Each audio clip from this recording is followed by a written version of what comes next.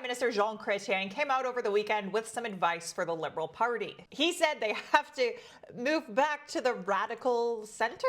His commentary earned him quick praise from Trudeau's former principal secretary, Gerry Butts, who said Chrétien has always been the Liberal Party's, quote, best strategist, and his political instincts are as sharp as ever. And while Chrétien didn't specify exactly where the Liberal Party is coming back from, Chrétien's remarks come amid very similar messaging from several Liberal MPs. Two more are cited in the CTV article that Gerry Butts referenced, including Judy Scrow, who said their leader has to be somebody that's, quote, middle of the road, while Liberal MP Charles Sousa highlighted the importance of the party being, quote, fiscally responsible as they support Canadians' priorities. Meanwhile, reporting from Global News shows us that several Liberal MPs feel their party moved, quote, too far to the left, and that this played a, quote, key role in the decline of the Liberals. Taken all together, it seems pretty clear that at least several prominent Liberals and Liberal MPs seem to think that the party needs to move more right-wing, or to quote them, to the center. Personally, I think that's making the same mistake the Democrats just made to the south of us, but let me give you the evidence and explain why I think that. If we look back at previous Liberal governments,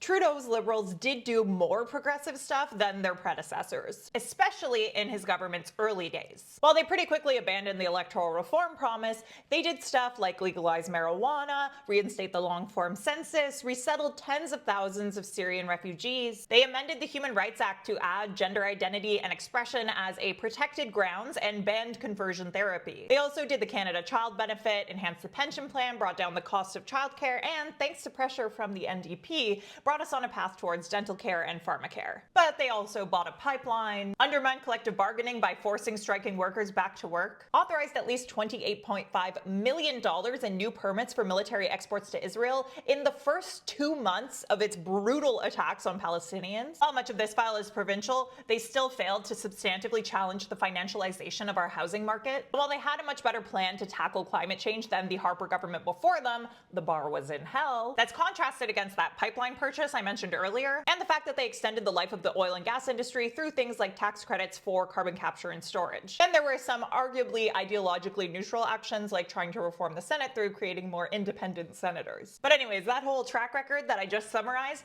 that is what Pierre Poilievre recently called in an interview with Jordan Peterson, Trudeau's, quote, authoritarian socialism. Okay. Anyways, in response to the momentum that the Conservatives are enjoying right now, thanks in no small part to Poilievre's incessant campaigning and dog whistling of conspiracy theories that aren't happening, the Liberals seem to have gone all in on the idea that Canadians don't want progressive policies right now and that they should adjust themselves accordingly.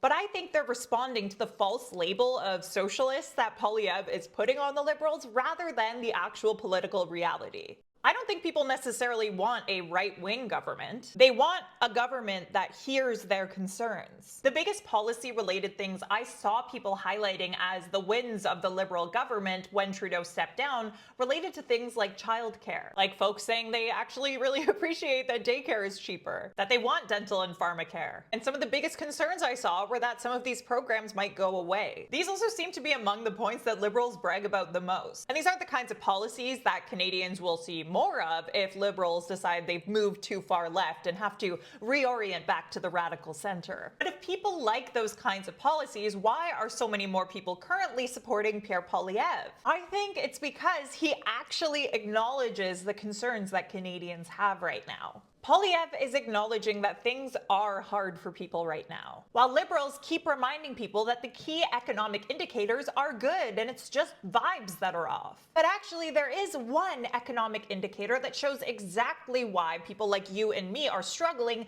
despite a strong economy. Wealth inequality, the gap between the richest and the poorest, is the largest it has been in recorded Canadian history. So the economy might look fine overall, but the rich are hoarding that money that makes the economy look fine. That's why Poilievre's proposed solutions to the problem he's correctly identifying are so wrong. Poilievre told Jordan Peterson that he wants to unleash the free market as the answer to all of this. He wants to cut red tape, and he thinks that if the rich make more money, that'll trickle down to all the rest of us. Which goes against everything history has ever told us. But hey, maybe Amazon just needs to make a little bit more money, and then its drivers will stop having to pee in bottles. liberals. So Poilievre's solutions suck, but people like him because at least he's acknowledging that there's a problem in the first place. The reason pharmacare and childcare and stuff are popular is because they buffer us against the impact of wealth inequality. Without these programs, the rich will be fine because they can just pay out of pocket for childcare and medication.